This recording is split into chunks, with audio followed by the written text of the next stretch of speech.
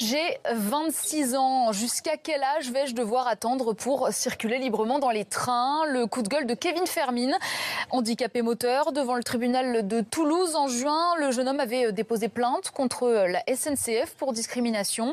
Il ne pouvait pas aller aux toilettes, trop exigu pour son fauteuil électrique. Hier, la Cour l'a débouté. Il est scandalisé. Pour lui, ce jugement, c'est le summum de l'injustice. Je suis vraiment outré de la décision qui m'est rendue. Si j'étais pas en fauteuil, je serais tombé sur les fesses. Moi, je cherche à faire valoir mes droits et je me retrouve aujourd'hui condamné à payer. Donc voilà, c'est un peu le monde à l'envers. Moi, ce que je constate, c'est que la justice, elle occulte totalement la dignité humaine, en fait. Il y a certes la loi, voilà, elle est comme elle est, mais franchement, il faudrait que la loi, en quelque sorte, se mette à portée des gens, parce que qu'est-ce qu'on fait jusqu'en 2024? On va pas aux toilettes, on se fait pipi dessus, voilà. C'est une aberration, en fait.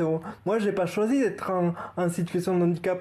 Mais pour maître Alexandra Aderno, avocate de la SNCF, la société ferroviaire est dans son plein droit. C'est finalement une décision qui n'est pas si surprenante dans la mesure où la loi a été du côté de la SNCF. Il y a certains trains qui sont d'ores et déjà mis en accessibilité à ce niveau-là. Mais d'un autre côté, il faut entendre également les difficultés matérielles, financières, techniques auxquelles la SNCF est confrontée. La SNCF ne peut pas retirer de la circulation l'intégralité de ses TGV pour faire les mises en accessibilité. Ce n'est pas réalisable. Il faut être patient.